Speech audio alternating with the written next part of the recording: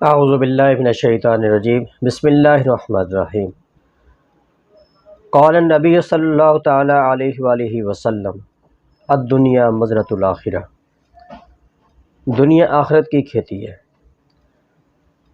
مستقبل دو قسم کے ہیں، ایک مستقبل ہوتا ہے عارضی، ایک مستقبل ہوتا ہے دائمی۔ عارضی جو مستقبل ہے اس کو ہم تشبیہ دیتے ہیں دنیا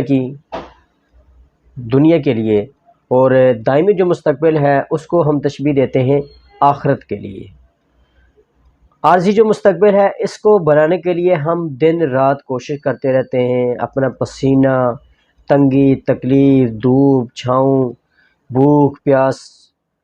عارضی مستقبل بنانے کے لیے ہم دنیا کی ہر تکلیف برداشت کرتے ہیں، گرمی برداشت کرتے ہیں، پیاس برداشت کرتے ہیں، نیند کا پتہ نہیں ہوتا، کھانے کا پتہ نہیں ہوتا، ٹائم پہ سونے کا پتہ نہیں ہوتا، ہر چیز کا، یعنی کہ ہم میں کوئی بھی چیز مینیج نہیں کر سکتے۔ کس کے لیے؟ ایک ہی دوڑ ہوتی ہے کہ ہمارا دنیا کا مستقبل بہتر ہو جائے۔ کس مستقبل کی بات کر رہے ہیں آپ؟ وہ مستقبل جس مستقبل کو آپ ایک دن چھوڑ کے جانے والے ہیں۔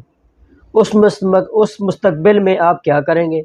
آپ اچھا مکان بنائیں گے، اچھی لگژری گاڑی خریدیں گے، اچھے اچھے کھانے کھائیں گے، اور اس کے بعد اچھی جائیداد بنائیں گے، اور آخر وہی جائیداد، وہی لگژری گاڑی، وہی مکان، وہی محل، وہی کوٹھیاں آپ کو ایک نہ ایک دن چھوڑ کے چلی جانی ہے۔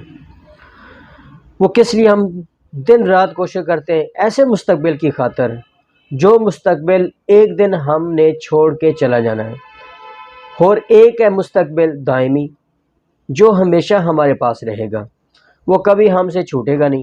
ہم نے اگر اس مستقبل کی خاطر تگ و دو کی ہو، کوشش کی ہو، اس مستقبل کی خاطر ہم نے اپنے اللہ تعالیٰ کو اور اس کے نبی حضرت محمد مصطفیٰ صلی اللہ تعالیٰ علیہ وآلہ وسلم ان کو راضی کر لیا ہو، تو ہمارا آخرت کا مستقبل بہتر ہو جائے گا۔ وہ بہتر کیسے ہوگا؟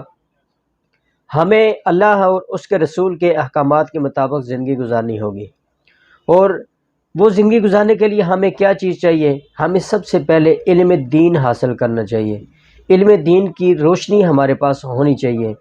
ہمارے پاس غسل کے فرائض، نماز کے فرائض، ہماری زندگی کے تمام ترجیحات کے اوپر جو ہم کام کرتے ہیں، حلال حرام کے مسائل، جو بھی زندگی میں ہم آگے زندگی گزار رہتے ہیں اس کے متعلق ہمیں جو بھی اسلام کی روشنی کے متعلق، اسلام کی روشنی کے مطابق ہمارے پاس مسائل ضروری ہونے چاہیے، مسائل کا علم ہونا چاہیے، تو تب ہی ہم جا کر آخرت کا مستقبل، ہم دائمی مستقبل اچھا بنا سکتے ہیں۔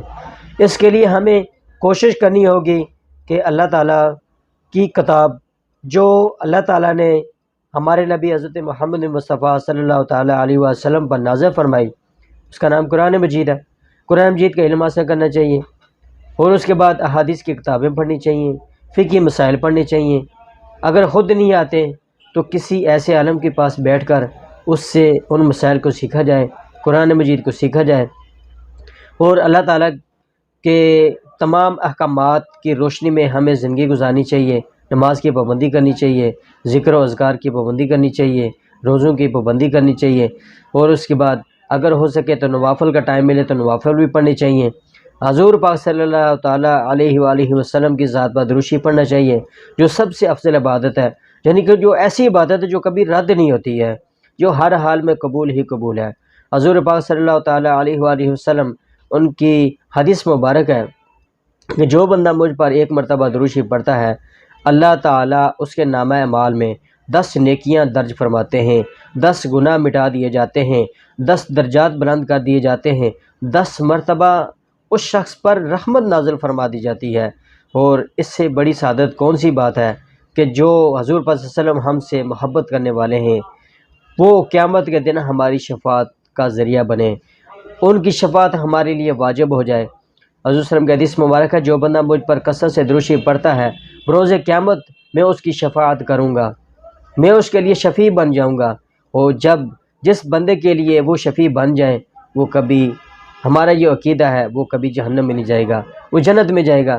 وہ جنت ایک ایسی چیز ہے جو اللہ تعالیٰ جس بندے کو ایک مرتبہ دیتے ہیں وہ کبھی اس سے چھینتے نہیں ہیں، وہ دائمی مستقبل ہے۔ وہ ہمارے پاس ہمیشہ ہمیشہ رہے گا اور ہم آرام اور سکون کی زندگی گزاریں گے۔ اس لیے ہمیں دنیا کا مستقبل بناتے ہوئے ساتھ ساتھ ہمیں آخرت کے مستقبل کے بارے میں بھی سوچنا چاہیے۔ آخر ایک دن ہم نے چھوڑ کے چلا جانا ہے، نہ ہمارے پاس، نہ ہمارے ساتھ، نہ ہمارے پیچھے کوئی بھی چیز کام آنے والی نہیں ہے۔ بیوی، بچے، مال، جائیداد، سب چیز ہم یہاں پہ چھوڑ کے چلے جائیں گے، ہمیں کوئی بھی چیز کام آنے والی نہیں ہے۔ کام آئیں گے تو ہمارے اعمال آئیں گے۔ اگر ہم نے نیک اعمال کیے ہوئے تو ہمیں اس کا صلہ اچھا ملے گا، بد اعمال کیے ہوئے تو اس کا صلہ ہمیں برا ملے گا۔ اس لیے قبر ایک ایسی وحشت ناک گھر ہے، اس کی ہمیں تیاری کرنی چاہیے۔ آج اگر ہم ایک سوچ رکھیں اپنے دماغ میں، یہ بات سوچیں، اگر ہمیں ایک کمرے میں بند کر دیا جائے، لائٹیں بند کر دی جائیں، اندر سانپ اور بچھو چھوڑ دیے جائیں تو ہماری کیا حالت ہوگی؟ ہم چیختے چلاتے رہیں گے۔ لہذا وہاں پہ ایک ایسی گڑھا ہے، قبر ہمارے لیے ایک ایسا گڑھا ہے جس سے کوئی بھی بندہ باہر نہیں آ سکا آج تک، اور نہ ہی کوئی آ سکے گا۔ بات یہ ہے کہ ہمیں قبر کی فکر کرنی چاہیے۔ وہاں قبر پکارتی ہے کہ میں کیڑوں کا گھر ہوں، میں سیاہ گھر ہوں، اس گھر کے لیے روشنی کی تیاری کرو، کیڑوں سے بچنے کے لیے تیاری کرو۔ تو وہ تیاری کیا ہے؟ اللہ تعالیٰ اور اس کے رسول کو راضی کرنا۔ اس لیے ہمیں کوشش کرنی چاہیے کہ اللہ تعالیٰ اور اس کے رسول کو ہمیں راضی کرنا چاہیے۔ تو اللہ تعالیٰ سے ہم دعا کرتے ہیں، یا اللہ تو ہم پر راضی ہو جا اور ہمیں اپنے احکامات اور حضور صلی اللہ علیہ وسلم کی احادیث کی روشنی میں ان کے احکامات کے مطابق ہمیں زندگی گزارنے کی توفیق عطا فرما۔ تو انشاءاللہ العزیز یہ آئندہ اسی موضوع پہ نیکسٹ انشاءاللہ اور بہتر موضوع پہ انشاءاللہ گفتگو کروں گا۔ تو اللہ تعالیٰ سے ہم دعا کرتے ہیں اللہ تعالیٰ ہمیں ان باتوں پر عمل کرنے کی توفیق عطا فرمائے۔ وما علینا الا البلاغ المبین۔